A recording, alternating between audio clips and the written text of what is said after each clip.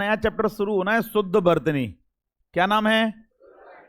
शुद्ध वर्तनी।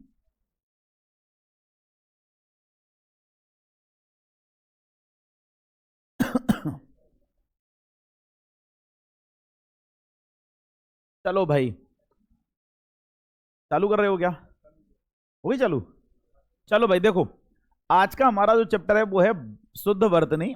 और शुद्ध वर्तनी अगर आपको हिंदी की अच्छी करनी या सही करनी है तो उसके लिए सबसे पहला काम यह कि आपको बोलना शुद्ध पड़ेगा। हिंदी में आप गलत बोलते हो तो गलत लिखते हो, और गलत लिखोगे तो भैया वर्तनी कैसे शुद्ध होगी? तो ये आपको समझना पड़ेगा। जैसे मैंने कहा कि गांव में बोलते हैं, कहाँ क्या हो रहा है तुम्हारे गांव में? बोले हमारे गांव में जग भरो जग।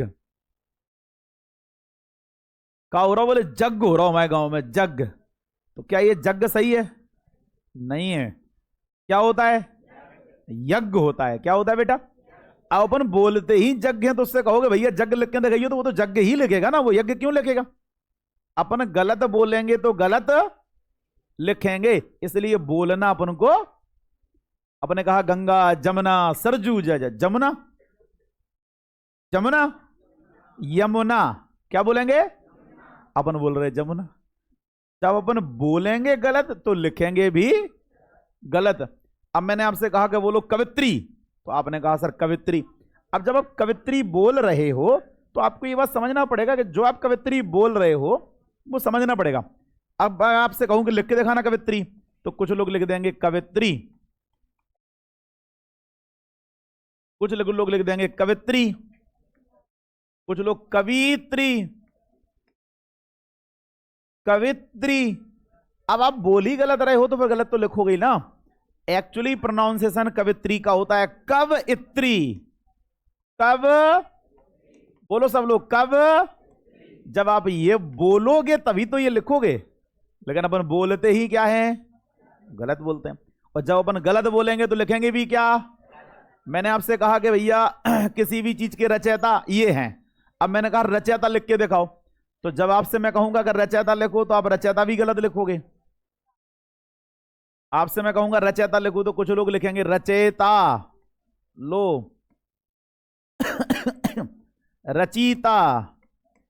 ऐसे कुछ नाम हो सकते हैं जो आपके मन में चल रहे हो, क्योंकि आप गलत बोल रहे हैं तो गलत लिख रहे हैं।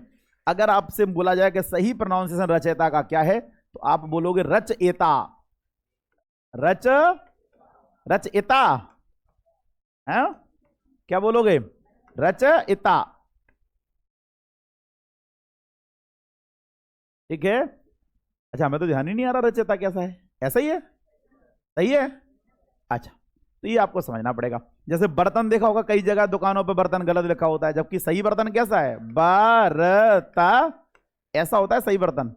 जबकि अपन दुकानों पे कैसा लिखा देखते हैं? ऐसा लिखा होता है बर्तन। तो ये क्या है? बर्तन गलत है। समझ रहे हो? रियल बर्तन ये है। देख लो बर्तन ऐसे होता बरता, बर्तन, ध्यान रखना। और ये अगर बर्तन ऐसा होता है तो फिर आपको ऐसा ही याद रखना है। ठीक है।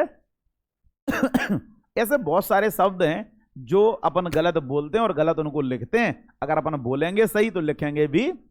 और इसी चैप्टर को अपन को पढ़ना है, बर्तनी को, है ना। और अपन को ये पता चलना चाहिए कि क्या क्या अपन गलतियां करते हैं। ठीक है। हम बहुत सारी शुद्ध बर्तनी आपको पढ़ाएंगे, उनमें से कुछ इंपोर्टेंट है जिनमें भयंकर कंफ्यूजन है। जिनमें कंफ्यूजन नहीं है उनको तो बस आप पढ़ लो, जिनमें कंफ्यूजन है उनको आप एक कॉपी पे लगभग ऐसे 50-60 शब्द हैं उनको अलग लिख लो, और शुद्ध वाले लिखना, अशुद्ध वाले लिखना ही नहीं। और शुद्ध वाले शब्दों को लिखना और उनकी बार बार प्रैक्टिस करना। अगर आपको शुद्ध वर्तनी सही करनी है तो मैं आपको यही सलाह दूंगा कि जो 50-60 शब्द 100 शब्द ऐसे हैं पेपर में बहुत ज्यादा पूछते हैं, खासकर कंफ्यूजन वाले। जैसे एक सवाल आता है उज्ज्वल।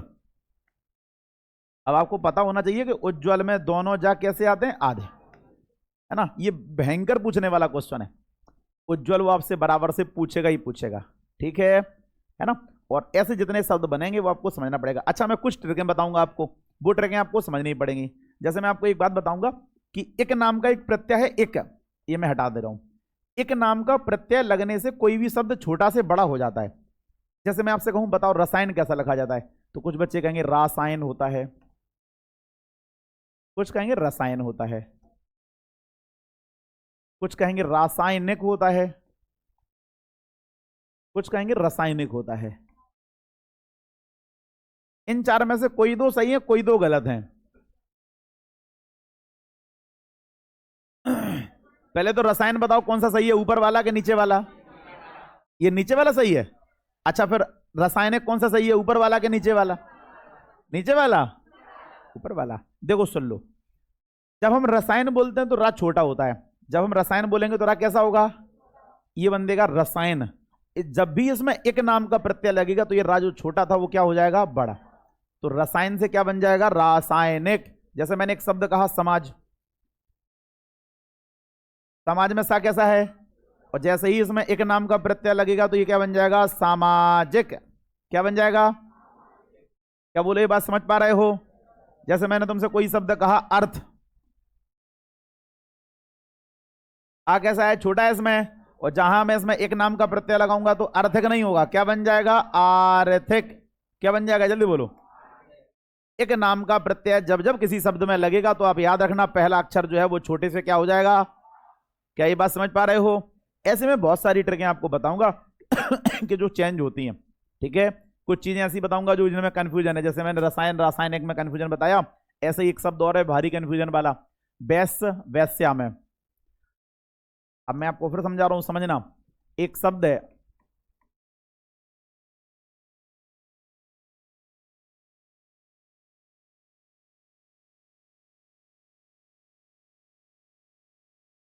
इन दोनों में से कोई एक सही है, इन दोनों में से कोई एक सही है,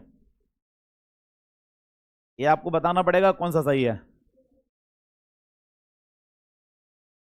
कौन कौन से सही है, मैं नंबर डाल दूं इन पे, पहला दूसरा तीसरा चौथा। पहला दूसरा तीसरा चौथा, बोलो। पहला चौथा सही है। अच्छा इसका दूसरा सही है, सोच समझ के जवाब दो। अच्छा इसका दूसरा सही है पक्का? पहला है, बहुत बढ़िया। और इन तीसरे चौथे में कौन सही है? चलो तुम्हारी कंफ्यूजन हम दूर कर दें, इन दोनों में सही है वैश्य, दूसरा वाला सही है, और इन दोनों में सही है वेश्या। वैश्य माना होता है बनिया, जो व्यापारी होता है, जो मैं हूं वो ये वैश्य है। और एक होता है वेश्या, ऐसी स्त्री जो देह व्यापार करती है, जो अपना शरीर बेचकर अपना घर चलाती है, उसको वेश्या कहा जाता है। ठीक, तो एक वेश्या है और एक वैश्य है, इन दोनों में अंतर है। अंतर दोनों डंडा को अंतर है, और डंडा के अंतर से बच्चा बहुत भयंकर गलत करा। जैसे मैंने रसायन में और रासायनिक में गलतियां बताई, ऐसे यहां भी बच्चा गलती करता है। इन शब्दों को पकड़ना पड़ेगा और आपको इन्हीं को याद करना है, इसको देखना भी नहीं है। अगर आप इसको देख लोगे तो पेपर में फिर गलत कर दोगे, वैश्य था कि वेश्य था, वैश्य था कि वेश्य था, कंफ्यूजन रहेगा। आप हमेशा शुद्ध देखो, अशुद्ध देखो ही नहीं। जब आपने शुद्ध ही पढ़ा होगा तो फिर आप अशुद्ध आपको अलग देखेगा, ये तो हमने ये नहीं पढ़ा था, हमने तो कुछ और पढ़ा था। और जब आप दो पढ़ोगे तो फिर तुम्हारे मन में कंफ्यूजन आएगा, हमने जऊ पढ़ो तो जऊ पढ़ो। तो समझ में आ रहा मैं क्या कह रहा हूं? इसीलिए हमेशा शुद्ध पढ़ो, अशुद्ध नहीं पढ़ो। आपको मैं ये शुद्ध वर्त नहीं पढ़ाऊंगा तो आप अशुद्ध भी लिखी इसमें, शुद्ध भी लिखी, हम आपको ये बताएंगे आप गलतियां क्या करते हो, वो भी आप देख लेना। लेकिन पढ़ना आपको क्या है? शुद्ध। अशुद्ध वाली को देखना भी नहीं है, ठीक है। अभी मैंने आपको बता दी, तो इनमें आप याद रखना। चलो भाई और देखते हैं। ऐसे बहुत सारे शब्द हैं। देखो मैं आपको एक शब्द और बता रहा हूं, एक शब्द है औषधि, एक है औषधि, एक है औषध,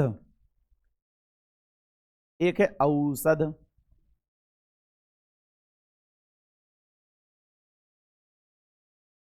अब कछु बच्चा कह रहा है जिनमें तो हम कंफ्यूज हो गए, का है जो तीसरा है, जो चौथा है, जो पहला है, जो दूसरा।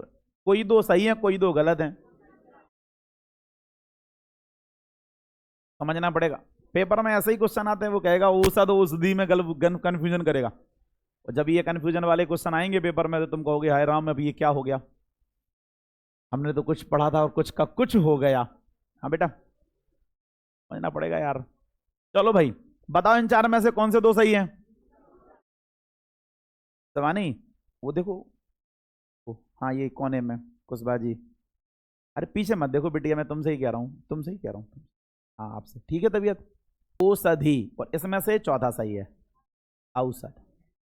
औषधि होता है और औषध होता है, औषधि होता है और याद रखना, मैं आप अंडरलाइन कराते कराते चल रहा हूं, आप याद करना। औषधि नहीं होता, औषधि होता है। क्या होता है? और इधर क्या होता है? औषध। ये औ होता है और ओ होता है। औषधि, औ, औषधि, औषध, ऐसा ही बोलना। औषधि, जब भी बोलो क्या लेने जा रहे हो? औषधि लेने जा रहे हैं, है ना? या फिर औषध लेने जा रहे हैं, औषध। क्या बोलोगे? औषध। ठीक, बहुत बढ़िया। चलो कुछ नियम पढ़ते हैं, कुछ नियम बताएंगे, उन नियमों को पढ़ना है। इसमें बहुत सारे नियम मैंने लिखाए हैं और उन नियमों को पढ़ोगे। ये नियम जो है वो 99% आपके फॉलो होते हैं। हाँ, 1% कहीं कुछ गलत हो जाए तो आप उसको समझ लेना। ठीक, बाकी मैं ये कह सकता हूँ कि जितने मैंने नियम लिखे हैं या लिखवा रहा हूँ इसमें या पढ़ा रहा हूँ, ये 99% फॉलो करते हैं। 1% अगर कभी ना करें तो ये मत कहना कि सर ने ये बताया था, ये ऐसा नहीं है। 99% जगह आपका ये नियम लगेगा ही लगेगा, फॉलो करेगा। ठीक है भाई, चलो आ जाओ। लिखा है शुद्ध वर्तनी। शुद्ध वर्तनी होता क्या है? लिखने की रीति को शुद्ध वर्तनी या अक्षरी या हिज्जे कहते हैं। क्या कहते हैं? पेपर में पूछ लेगा, बताओ भैया हिज्जे क्या होता है? जवाब दे पाओगे? हिज्जे माने शुद्ध वर्तनी। शुद्ध वर्तनी उसी को कहते हैं, उसी को हिज्जे कहते हैं, उसी को लिखने की रीति कहते हैं। क्या ये बातें क्लियर हुई? अच्छा, आगे क्या लिखा है? वर्तनी का सीधा संबंध उच्चारण से। वर्तनी का सीधा संबंध कैसे? क्योंकि हिंदी में जो बोला जाता है वही, यदि उच्चारण अशुद्ध होगा तो वर्तनी भी। हिंदी का सीधा सीधा है, जो बोलते वो बोलते, ऐसा नहीं है कभी ओ को ओ की जगह कुछ और कह दिया, नहीं, है ना? जैसा है हर जगह वैसा ही बोला जाएगा। ये अंग्रेजी नहीं है कि अंग्रेजी में ओ को कुछ और कह दिया, पहले कुछ और कह दिया, अगले कुछ और कह दिया। जैसे मैं एग्जांपल बता रहा हूं, जरा मुझे सभी बच्चे बताओ, टी ओ क्या पढ़ते? इसको क्या पढ़ते? अब जी ओ, क्यों? टू,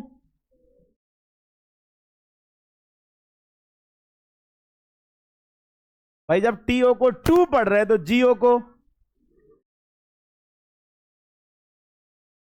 काय पढ़ रहे? गो। या तो फिर जाए टो पढ़ो, चाहे टो पढ़ो चाहे गो पढ़ो, तो टो गो सेम हो रहा। तो ये इंग्लिश है कि यहां ओ को कभी ओ कह दिया जाता है, कभी ऊ कह दिया जाता है। हिंदी में सो, हिंदी में अगर आप ता पे ओ की मात्रा चढ़ी तो कहोगे, का पे ओ की मात्रा चढ़ी तो को कहोगे, पा पे ओ की मात्रा चढ़ी तो पो कहोगे। यहां पू और को नहीं कहें। ये हिंदी है मेरे भाई, यहां जो होता है वो बिल्कुल जैसा बोलोगे वैसा ही लिखोगे, जैसा लिखोगे वैसा ही बोलोगे। ये अंग्रेजी नन्या कि कमू टी अची को दा बना दो, कमू टी अची को दी बना दो, कमू दा दा पापा बन गए, कमू मम्मी बन गई। समझ में आ रहा है? अब वो एक अलग बात है कि उनके नियम है, कब दा बोलते हैं कब दी बोलते हैं, तो मतलब नियम है वो ठीक है, लेकिन बोलते तो गलत हैं। अब अपन को कभी दा बोलना पड़ रहा है, कभी दा दी बोलना पड़ रहा है। जबकि हिंदी में अगर दा लिखा है तो दा ही बोलोगे, और दी लिखा है तो ऐसा नहीं होगा। अगर मैंने दा कहा तो मैं ये लिखा दा, ये लिखा दी। ये कभी दा नहीं हो सकता और ये कभी दी नहीं हो सकता। जो दी है तो दी है, और दा है तो ये समझना पड़ेगा, हिंदी है। और मैं ये पहले भी चार पांच बार बता चुका हूं, हिंदी जो है वो अंग्रेजी से कई गुना श्रेष्ठ है। मैंने ये प्रूफ भी किया था, याद है आप लोगों को? मैंने जब प्रूफ किया था, मैंने ये प्रूफ नहीं किया था, तुम लोगों की क्लास में प्रूफ नहीं किया था, मैं प्रूफ कर रहा हूं इंग्लिश से हिंदी बहुत बेटर है। देखो मैं प्रूफ कर रहा हूं। अगर आपसे कोई कहे कि आप हिंदी में और अंग्रेजी में श्रेष्ठ कौन सी है, तो आप बातों सिद्ध करके भी बता दियो कि हिंदी श्रेष्ठ है। मैं बताता हूं समझना कैसे। अच्छा जरा मुझे बताओ, हिंदी का पहला अक्षर क्या होता है? छोटो आ से मतलब अनार। अपन क्या बोलते हैं? आ से। इंग्लिश का पहला अक्षर क्या होता है? A for Apple. भाई अपन यही से बोलते हैं। अच्छा एप्पल का मतलब क्या होता है? और अनार का मतलब क्या? ए फॉर अनार हो गया। ये भी फल है और ये भी क्या है? दोनों की शुरुआत फल से हुई थी, कोई बुराई तो नहीं है। अच्छा ठीक है, इसका आखिरी अक्षर होता है ज्ञा, और ज्ञा का मतलब क्या होता है? ज्ञानी। इसका आखिरी अक्षर होता है जेड, और जेड माने जेब्रा, जेब्रा माने गधा। हिंदी पढ़ के, हिंदी जब अपन ने पढ़ी तो अनार से शुरू करी और ज्ञानी बन गए। को बन गए? अंग्रेजी अपन ने पढ़ी तो सेव से शुरू करी और गधा बन गए। अब बताओ श्रेष्ठ का है? का बनने? ज्ञानी। क्या गधा बनने? गधा बनो, वो भी धारियन धार। गधा में भी वैरायटी कौन सा? तो ये तो आपको समझना पड़ेगा। ठीक है, तो Hindi better than English. Hindi जो है वो अंग्रेजी से कई गुना, और विद मैंने सिद्ध भी दिया कि आप काऊ को भी सिद्ध करके बता दीजिए कि अंग्रेजी से हिंदी अच्छी काय है। जा से है कि हिंदी पढ़ के हम को बनेंगे और अंग्रेजी पढ़ के क्या बनेंगे? गधा। क्या बनोगे? अब इच्छा तुम्हारी है, तुम्हें ज्ञानी बनना है क्या गधा बनना है? इसलिए तो मैं हिंदी पढ़ाता हूं।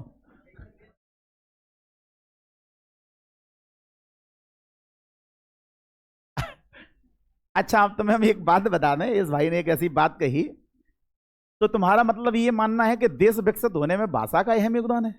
अगर तुम ऐसे मानते हो तो तुम्हारी दो कौड़ी की सोच है, क्योंकि हम तुम्हें हजारों देश ऐसे बता दें जहां अंग्रेजी नहीं बोली जाती लेकिन वे विकसित हैं। अगर आप ये सोचते हो कि देश इंग्लिश बोल के विकसित हो जाए तो तुम्हारी जो दो कौड़ी की सोच मानी हो अपनी तुम, क्योंकि भाषा से कभी कोई देश विकसित नहीं होता। भाषा से अगर विकासशील और विकसित हो रहे होते तो सब जने फिर आज अंग्रेजी सीख रहे होते सब। एक काम करिए फिर अपन भारत में जितने को उद्योग चल रहा है बंद कर दो।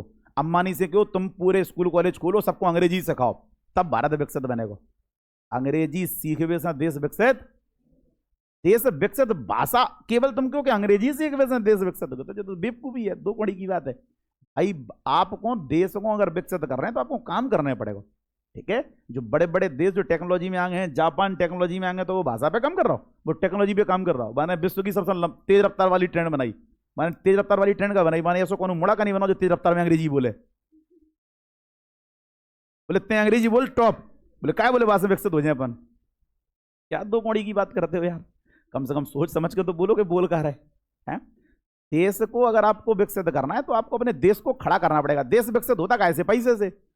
जो देश के पास पैसा नहीं है वो देश गरीब है, ठीक है। और अपना देश आज विकासशील से कई, अपनी अर्थव्यवस्था जो थी वो 10वें नंबर से 5वें नंबर पे आ गई। क्यों आई भाई? जो देश में चल रहा था वो तो वैसे ही चल रहा है भाई। अपनी अर्थव्यवस्था 10 से 5वें नंबर पे इसलिए आ पाई क्योंकि अपना देश जो है वो बहुत ज्यादा तरक्की कर रहा है, बहुत ज्यादा उद्योग लग रहे हैं, फैक्ट्रियां लग रही, जगह जगह लोग रोजगार में काम कर रहे हैं और अपने देश को बहुत डेवलप बनाया जा रहा है। मेक इन इंडिया चल रहा है, तमाम ऐसे प्रोग्राम चल रहे हैं जिससे देश अपने पैरों पर खड़ा हो पाए, तब जाके देश जो है वो 5वीं अर्थव्यवस्था बना। और अभी टारगेट है कि देखो 2-3 साल में अपना जो देश है वो तीसरी अर्थव्यवस्था बन जाएगा। और जब विश्व में भारत की तीसरी अर्थव्यवस्था जब भारत बनेगा तो एक अलग ही लेवल होगा। देश विकसित और विकासशील पैसों से बनता है, ना कि भाषा से बनता है, ये समझना पड़ेगा। चलो भाई देखो, अब हमने आपसे ये कह दिया कि वर्तनी भी अशुद्ध होगी। आगे पढ़ो। सामान्यतः अपनी मातृभाषा या बोली के कारण या व्याकरण संबंधी ज्ञान की कमी के कारण उच्चारण में अशुद्धियां आ जाती हैं, जिसके कारण वर्तनी में भी अशुद्धियां। देखो 2-3 बातें लिखी हैं। क्या लगा? अपनी मातृभाषा। कौन सी भाषा? अब अपनी मातृभाषा ही तो है कि अपन मम्मी पापा से जो सीखे कि यज्ञ तो ही नहीं जग तो अपन जग अपन बोला तेरे। अपन ने अपनी मातृभाषा और अपने यहाँ के लोकल की जो लैंग्वेज यदि वो अपन सीखे, बाकी चक्कर में अपन पूरा गलत लिख रहे हैं। तो अपनी मातृभाषा की गलती, बोली के कारण या व्याकरण संबंधी ज्ञान की कमी कारण। कुछ अपन को व्याकरण की कमी है, अपन बाकी ज्ञान की कमी है व्याकरण की, कि कौन चीज को कैसे लिखना कैसे नहीं लिखना। तो वो व्याकरण की ज्ञान की कमी के कारण उच्चारण में अशुद्धियां आ जाती हैं, जैसे शुद्ध वर्तनियों में भी अशुद्धियां आ जाती हैं। अब पढ़ते हैं शुद्ध वर्तनी के नियम। पढ़ो पहला नियम क्या लिखा है? पूर्वकालिक प्रत्यय कर, एक प्रत्यय है कर। जैसे मैंने कहा मैंने नहाकर खाना खाया, है ना, मैंने पढ़कर खाना खाया, तो कर ये नाम का जो प्रत्यय है इसको क्रिया के साथ मिलाकर लिखा जाता है। जैसे सो, खा, पढ़। अब गलती है, इसे कहते हैं व्याकरण की अशुद्धियां। अब आप लिख दो सो कर, है ना, या आप लिख दो पढ़ कर। तो ये आप अलग अलग अगर लिख रहे हो तो ये क्या है? गलत है। ये क्या है? तो आपको याद रखना पड़ेगा ये बात कि सोकर, पढ़कर, लिखकर, है ना, खाकर, पीकर, नहाकर, ये सबको साथ में लिखना है। कर नाम का जो प्रत्यय है उसको क्रिया के साथ में लगाकर रखना है। ये पहला नियम है, ये लिखा है पहला नियम। अब पढ़ते दूसरा नियम। तक एवं साथ, इन अव्ययों को, आदि अव्ययों को अलग अलग लिखना चाहिए। जैसे मेरे, तुम्हारे, अब, आज, कल। तो तक को और साथ को दोनों को अलग अलग लिखना, इनको साथ में नहीं लिखना। जैसे कई लोग लिख देते हैं आज तक। मैंने तुम्हें 10,000 रुपए दिए थे, आज तक तुमने लौटाए नहीं है। तो ये जो आज तक लिखा ये क्या है? आज अलग होना चाहिए, तक। अगला देखो, जैसा, सा, सम, समांतर रूपी वाचकों के पहले योजक चिन्ह लगाना। कौन सा चिन्ह लगाना? जैसे मैंने तुमसे कहा कि तुम सा ना देखा कोई, तुम, तो तुम और सा के बीच में कौन सा चिन्ह लगाने? कन्हैया, कन्हैया, ठीक है। तो इनके बीच में आपको योजक चिन्ह लगाना है। जो बीच में चिन्ह होता है ना उसको योजक चिन्ह बोलते हैं। अगर आपको ऐसा याद ना हो तो मैं आपको बता दे रहा हूं, जैसे अपन लिखते हैं ना माता पिता, तो माता और पिता के बीच में एक डैश लगाते हैं ना, उसी को योजक चिन्ह बोलते हैं। क्या बोलते हैं उसको? दो शब्दों को जोड़ने के लिए, योग के लिए योजक चिन्ह लगाया जाता है। आगे लिखा है द्वंद्व समास के पदों के बीच योजक चिन्ह लगाते हैं। द्वंद्व समास का मतलब ही वही है। जब आप मुझसे समास पढ़ोगे तो मैं आपको समास पढ़ाऊंगा और समास में ये बताऊंगा कि ऐसा समास जिसमें दोनों पदों की प्रधानता हो, दोनों पदों की प्रधानता हो, उसे द्वंद्व समास कहते हैं। क्या कहते हैं बेटा? द्वंद्व समास। जैसे माता अपनी जगह प्रधान है, पिता अपनी जगह प्रधान है। अगर तुम गलती करोगे तो मम्मी से झाड़ू वाड़ू जो कुछ मिल जाएगी सुबह सूट दें, और पापा को तो जूता 10 नंबर हुए ही पता है तुम्हें।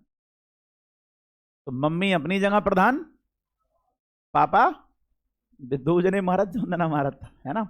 सुख अपनी जगह प्रधान, दिन अपनी जगह प्रधान, रात।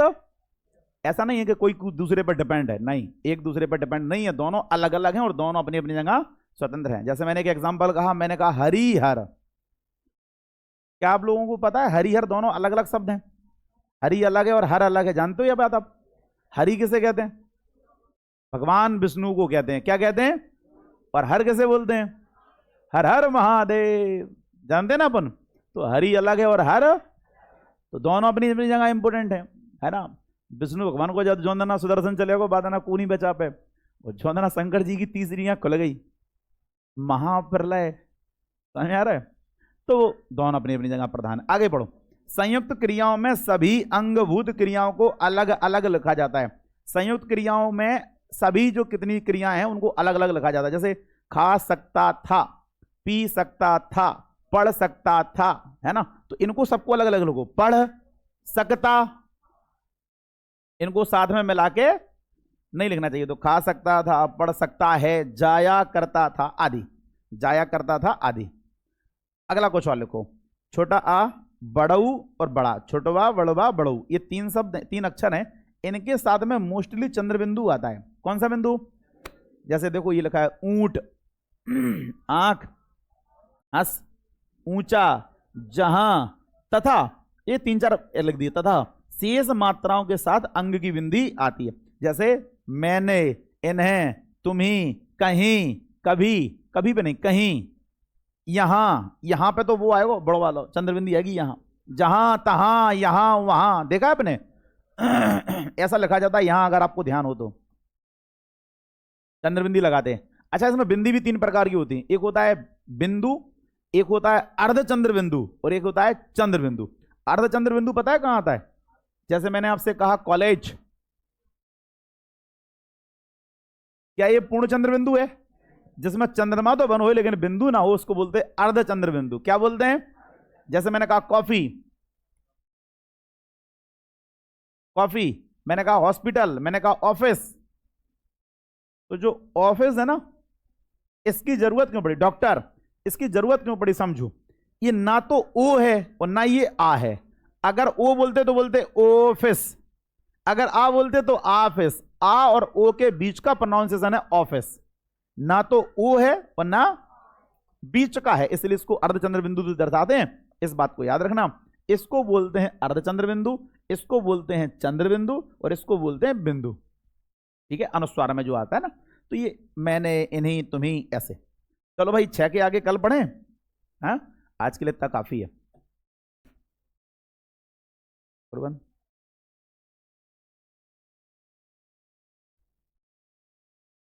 6 नियम हमने पढ़ लिए हैं, 7वें नियम से शुरू करते हैं, ध्यान देना। 7वें नियम में लिखा कि अंग्रेजी से हिंदी में आए जिन शब्दों में आधे ओ, मैंने ये कल बताया था, ना तो ओ है ना आ है, आ और ओ के बीच का जो ध्वनि होती है उसको ओ बोलते हैं, है ना। ठीक है, ओ की ध्वनि का प्रयोग होता है उन शब्दों के ऊपर अर्धचंद्र बिंदु लगाते हैं। कौन सा चंद्र बिंदु? अर्धचंद्र बिंदु लगाते हैं। एक होता है पूर्ण चंद्र बिंदु, एक होता है पूर्ण चंद्र बिंदु में क्या होता है कि चंद्र बिंदु के साथ में बिंदी और आती है, इसको पूर्ण बोलते हैं। और अर्धचंद्र बिंदु में केवल चांद तो बनता है लेकिन बिंदी नहीं है, इसको अर्धचंद्र बिंदु बोलते हैं। अर्धचंद्र बिंदु लगाते हैं। जैसे एग्जाम्पल में लिखा है coffee, office, hospital, hall, college, knowledge आदि। कॉलेज, नॉलेज, हॉल, हॉस्पिटल, है ना, ऐसे बहुत सारे शब्द हैं। ऑफिस, ठीक है। तो ऐसे शब्द जिनमें ना तो ओ का प्रयोग हो रहा है ना आ का प्रयोग हो रहा है, आ और ओ के बीच की जो ध्वनि है उसको ओ बोलते हैं, कॉफी। ना तो हम कॉफी कहेंगे ना काफी कहेंगे, काफी और कॉफी के बीच में है कॉफी। ठीक है, तो ये आपको समझना पड़ेगा, ये आधे ओ वाले वर्ड हैं। ठीक है, अगला ये 7वां जो नियम था वो अंग्रेजी से आए हुए शब्द थे। 8वां जो नियम है वो संस्कृत भाषा के ऐसे शब्द जिनके आगे विसर्ग लगता है और यदि हिंदी में तत्सम के रूप में प्रयोग किए जाते हैं। मैंने आपको पहले भी बताया तत्सम का जो मतलब होता है तत्व धन सम, संस्कृत में वर्ड जैसे थे वैसे ही हिंदी में आ गए, उनको कहते हैं तत्सम। और तद्भव का मतलब क्या होता है, ऐसे शब्द जो संस्कृत में कुछ और थे उनका विकास होगा, उद्भव हुए, वो है ना, कुछ चेंज हो गए और चेंज होने के बाद हिंदी में शामिल किए गए, उनको बोलते तद्भव शब्द। क्या बोलते बेटा, तत्सम शब्द बे शब्द जो संस्कृत से सीधे आ गए हैं, और तद्भव शब्द बे शब्द में थोड़ा बहुत परिवर्तन किया है अपन ने। क्या ये बात क्लियर हो रही है?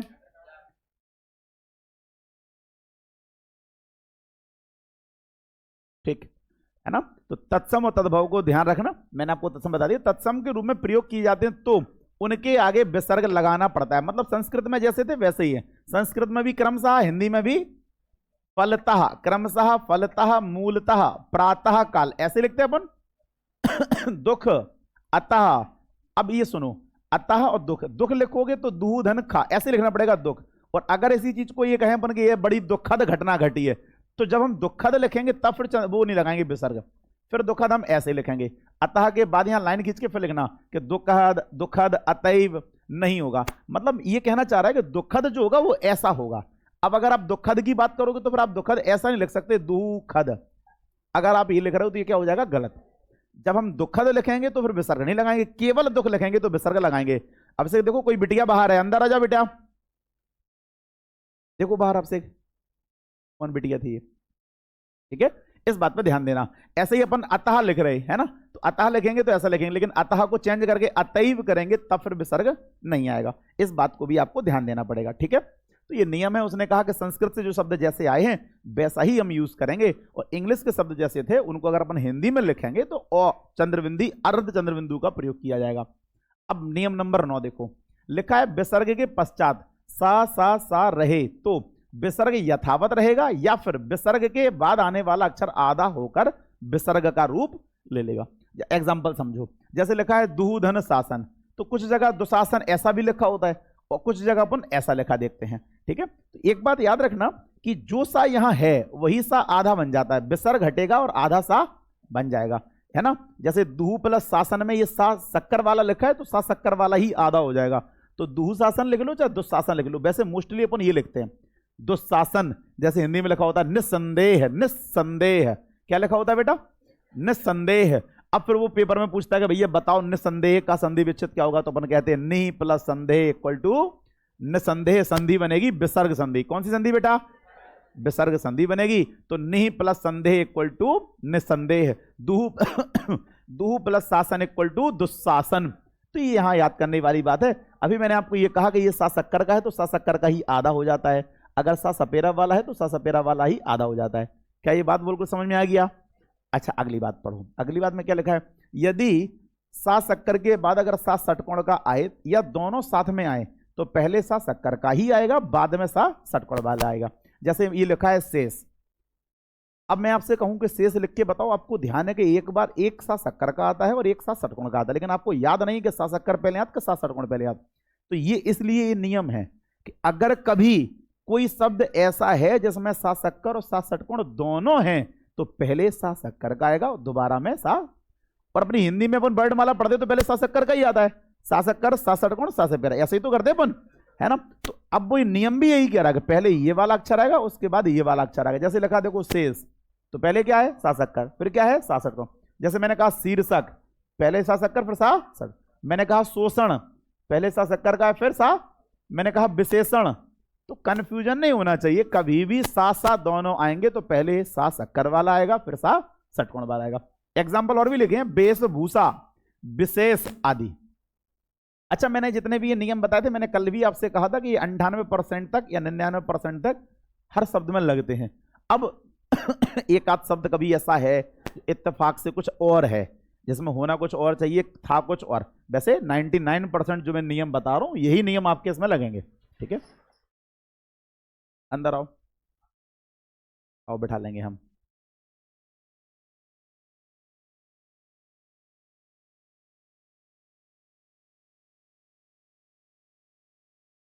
अब अरे तुम वहीं बैठे रहो, ये टेबल खा किसका होगे,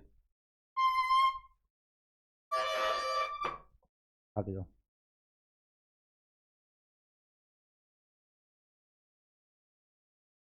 देखो ध्यान से, थोड़ा सा शटर ओपन करके रखा करो, जिसे दिखता रहे मुझे कि कौन आ रहा है कौन जा रहा है, थोड़ी सी बस बस बस बस बस।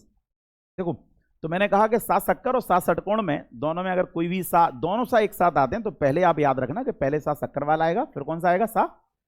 अब दोबारा से दूसरा नियम देखो, यदि सा शक्कर वाले के बाद सा सपेरा वाला आता है या फिर दोनों साथ में आए तो ध्यान रखना वही नियम, फिर से सा शक्कर पहले आएगा, सा सपेरा का। एग्जाम्पल देखो, शासक, प्रशासन, प्रशंसा, और लिखा है और लिखूं मैं, प्रशासन, प्रशासक, ठीक है। ऐसे बहुत सारे शब्द जहां ये दोनों आएंगे वहां आप एक बात याद रखना, सा शक्कर पहले आएगा और सा सपेरा वाला बाद में आएगा। जैसे सा शक्कर का पहले आया था, सा षटकोण बाद में आया था, वैसे ही सा शक्कर पहले आएगा, सा सपेरा। ये दो नियम बिल्कुल याद रखना। अब पढ़ते हैं नियम नंबर 12। यदि सम उपसर्ग, उपसर्ग कौन सा है, सम, सम उपसर्ग के बाद या रा ला वा हा, याद रखना ये बहुत इंपॉर्टेंट बात है, या रा ला वा हा आए तो जो सम उपसर्ग है वो अंग की बिंदी में बदल जाता है। क्या में बदल जाता है, अंग की बिंदी में बदल जाता है। जैसे मैंने कहा समधन संयोग। अब ये देखो मैं बताऊं आपको, समझना पड़ेगा आपको। कुछ बच्चे मुझसे ये अलग से पूछते हैं कि सर आप एक बात बताओ, जब हमने सम प्लस मान किया तो इसको आपने सम्मान ऐसा क्यों नहीं लिखा। जब आप सम्मान लिखते हो तो सम्मान ऐसा लिखते हो, आधा मां बनाते हो, पूरा मां बनाते हो। यहां भी सम उपसर्ग था, यहां भी सम उपसर्ग है, लेकिन यहां वाला जो सम उपसर्ग है वो बिंदी में बदल रहा है, फिर ये वाला सम उपसर्ग बिंदी में क्यों नहीं बदल रहा। ये बहुत बच्चा कंफ्यूज रहता है कि सर हमें कवे बिंदी बनाने, कवे बिंदी नहीं बनाने। तो हम बच्चों को जो नियम बताते हैं कि जो बिंदी जब बनेगी, जब उसके बाद वाला जो अक्षर है वो क्या हो, या रा ला वा, अगर ये अक्षर आ रहा है तो ही बिंदी बनेगी, अन्यथा बिंदी। देखो आप एग्जाम्पल, मैंने कहा समधन योग, एक या का बना दिया, एक रा का, एक ला का, एक हा का, एक वा का, या रा ला वा हा, पूरे आ गए। समधन संयोग, समधन संरचना, समधन लग्न तो संलग्न, समधन हार संहार, समधन विधान सम, लेकिन यहां ऐसा नहीं हो रहा है। अब आप जब हमसे संधि पढ़ोगे, मैं अभी आगे संधि पढ़ाऊंगा, तो आपको ये सम उपसर्ग के इसमें भी मिलेंगे, इसमें भी मिलेंगे। तो ये बच्चों को कंफ्यूजन रहता है, मैंने ये कंफ्यूजन दूर कर दिया। अब याद रखना, बिंदी सम उपसर्ग वाला जो शब्द है, उपसर्ग है, वो बिंदी जब बनेगा जब या रा लावा होगा तब, अन्यथा। बहुत बढ़िया, अच्छे, अच्छा पढ़ रहे हो, ध्यान देना। अभी मैंने हटा दिया। चल बेटा, तो नियम नंबर 12 क्लियर हो गया क्या। बिंदी सम उपसर्ग में कब बदलती है, तो जब सम उपसर्ग के बाद जो शब्द है उसका पहला अक्षर या रा ला वा हा होगा, तभी ये जो है वो बिंदी में कन्वर्ट होगा। तो समधन योग संयोग, समधन रचना संरचना, समधन लग्न संलग्न, समधन हार इक्वल टू संहार, समधन विधान इक्वल टू, ठीक है, संविधान। ये तुम्हारे बन गए। लास्ट बचा है 13वां, टा वर्ग के पहले हमेशा टा टमाटर, ठा ठटेरो, डाडलिया, ढाढक्कन, अणा खाली। अगर ये क्या लिखा मैंने, अच्छा इनके बाद, मतलब टा वर्ग, पूरा ये टा वर्ग लिखा है कि जो टा वर्ग है इसके बाद अगर सा आता है, या इसके पहले अगर सा आता है, पहले सा आता है, इस वर्ग के पहले अगर सा षटकोण का आता है, तो याद रखना कि वो जो सा है वो आधा सा तो होगा ही होगा, लेकिन ये इंपॉर्टेंट बात है कि इसके पहले सा षटकोण वाला ही आता है। अच्छा, जैसे मैंने अपनी ये दृष्टि लिखा, कभी आपने दृष्टि देखा ऐसा लिखा कि भैया दृष्टि में ऐसी सा बनी है, या दृष्टि में सा सपेरा वाला सा बना है, तो वो ये कह रहा है कि टा वर्ग वाले जितने अक्षर हुए उनके पहले ना तो सा शक्कर को आ सकता, ना आगे पहले सा सपेरा को आ सकता।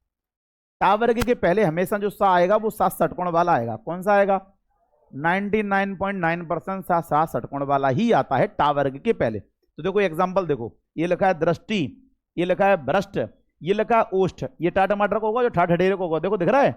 ये लिखा है अणा खाली, तो कृष्ण में भी क्या है, आधा सा षटकोण वाला है। ये लिखा है विष्णु, ये लिखा है नष्ट। बोलो बात समझ में आ रही क्या। तो नष्ट, भ्रष्ट और दृष्टि, ओष्ठ, कृष्ण, विष्णु, जितने अपन ने नाम पढ़े, जिस सवरे शब्द में अक्षर जो है वो टा वर्ग को है, और टा वर्ग के पहले जो सा आ रहा हो वो कौन सा आएगा? सा षटकोण को। क्या ये बात क्लियर हुई? ये 12-13 नियम हमने आपको लिखा है, इनको समझाए। आपका काम है इन 12-13 नियमों को अच्छे से पढ़ देना, ये बहुत काम के हैं। कल से अपन क्या करेंगे, अब अपन शुद्ध और अशुद्ध शब्द पढ़ना शुरू करेंगे कि कौन कौन से शब्द शुद्ध हैं, कौन से अशुद्ध हैं। क्या ये बातें क्लियर हो गई? बंद करो।